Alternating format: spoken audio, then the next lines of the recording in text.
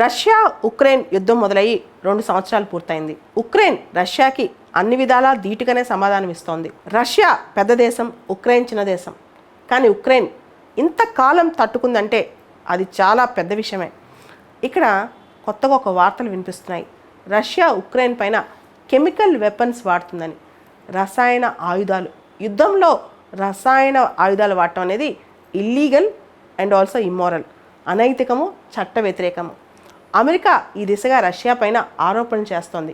అయితే రష్యా మాత్రం ఎట్టి పరిస్థితుల్లో మేము వాడట్లేదని చెప్పి కొట్టి పారేస్తుంది. అయితే organisation for prohibition of chemical weapons, మనందరికీ తెలుసు 2013లో ఈ organisation for prohibition of chemical వెపన్స్కి నోబెల్ పీస్ ప్రైజ్ కూడా వచ్చింది. ఈ ఆర్గనైజేషన్ ప్రకారం క్లోరోపిక్రిన్ ఏదైతే రష్యా ఉక్రెయిన్ పైన వాడింది అంటున్నామో, క్లోరోపిక్రిన్ అనే కెమికల్ వెపన్, ఇది కనుక నిజమైతే OPCW ప్రకారం ఇది తప్పు అనమాట. OPCW దీన్ని ప్రొహిబిట్ చేసింది. క్లోరోపిక్రిన్ని నైట్రోక్లోరోఫామ్ అని కూడా పిలుస్తారు. క్లోరోపిక్రిన్ సాధారణంగా క్రిమి సంహారకాల్లో వాడుతుంటారనమాట. క్లోరోపిక్రిన్ను మొదటి ప్రపంచ యుద్ధంలో దీన్ని వాడారు ఆయుధంగా, రసాయన ఆయుధంగా. యుద్ధంలో సైనికులకి ఊపిరి ఆడకుండా చేయటానికి, వాళ్ళని గాయపరచడానికి ఇది వాడుతుంటారు. ఈ నైట్రోక్లోరోఫామ్ కనుక గాల్లో కుదిలితే కళ్ళకి భయంకరంగా మంటలు వస్తాయి. వాళ్ళు చాలా నీరసపడిపోతారు, యుద్ధం చేయలేరు. ఇది ఊపిరితిత్తుల మీద కూడా ప్రభావం చూపుతుంది. ఈ క్లోరోపిక్రిన్ లేదా నైట్రోక్లోరోఫామ్ ఎక్కువగా వాడితే వాంతులు అవుతాయి, ఎక్కువగా పీల్చుకుంటే కనుక వికారం వస్తుంది, మనిషి ఓపిక్గా ఉండలేడనమాట. యుద్ధ భూముల్లో జనరల్గా సొరంగాలు, కందకాల్లో దాక్కుని ఉంటారు. వాళ్ళపైన ఈ క్లోరోపిక్రిన్ని వాడుతుంటారనమాట. ఇది ప్రయోగించి వాళ్ళకి అనేక రోగాలు వచ్చేలా చూస్తుంటారు. అంతేకాదు, రష్యా ఉక్రెయిన్ యుద్ధంలో ఉక్రెయిన్, రష్యా ఇద్దరు కూడా క్లస్టర్ బాంబ్స్ వాడుతున్నారంట. ఉక్రెయిన్కి కూడా క్లస్టర్ బాంబ్స్ ఉన్నాయి. అవి అమెరికా నుంచి ఉక్రెయిన్కి వచ్చాయని అంటుంటారు. 2వ ప్రపంచ యుద్ధ సమయంలో మనందరికీ తెలుసు, నాజీసు కాన్సంట్రేషన్ క్యాంప్స్ పెట్టి మరీ జ్యూస్ని హింసించారు.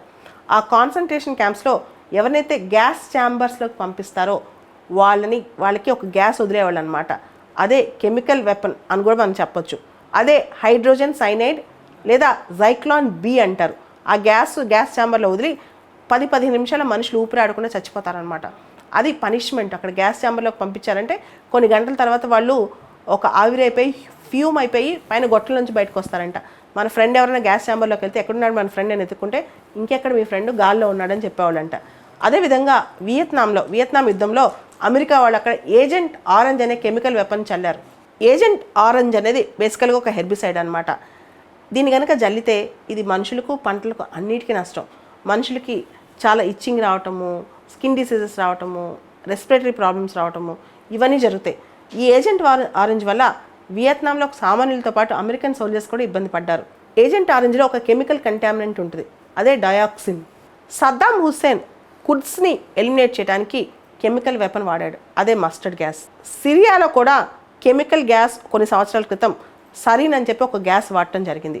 సో కాన్ఫ్లిక్ట్స్లో, యుద్ధాల్లో కెమికల్ వెపన్స్ అనేది విరివిగా వాడుతున్నారు. ఇది OPCW ప్రకారం, organisation for prohibition of chemical weapons ప్రకారం ఇది పెద్ద నేరం. ఇజ్రాయెల్ గాజా దగ్గర వైట్ ఫాస్ఫరస్ బాంబ్స్ వాడుతుంది. ఇవి కూడా ఒక రకమైన కెమికల్ వెపన్సే. ఇది యాక్చువల్గా పెట్రోల్ లాగా చాలా ఇన్ఫ్లేమబుల్ అనమాట. ఎప్పుడైతే దీన్ని ఆక్సిజన్తో రియాక్ట్ అవుతుందో వెంటనే మంట వచ్చేస్తుంది అనమాట. సో ఇది కూడా చాలా డేంజరస్ కెమికల్ వెపన్ అని చెప్పొచ్చు. కెమికల్ వెపన్స్ కన్వెన్షన్ 1997లో ఇది అమల్లోకి వచ్చింది. దాంతోపాటు భారతదేశం కూడా కెమికల్ వెపన్స్ కన్వెన్షన్ని సైన్ చేసింది. ప్రస్తుతం కెమికల్ వెపన్స్ కన్వెన్షన్లో 193 దేశాలు ఉన్నాయి. ఆల్మోస్ట్ నియర్ గ్లోబ్ అనమాట. అందరి ప్రపంచంలో అన్ని దేశాలు దీన్ని సంతకం పెట్టాయి. ఈ కెమికల్ వెపన్స్ కన్వెన్షన్ ఇంప్లిమెంట్ చేసే బాడీయే organisation for prohibition of chemical weapons. OPCW headquarters Netherlands హేగ్లో ఉన్నాయి.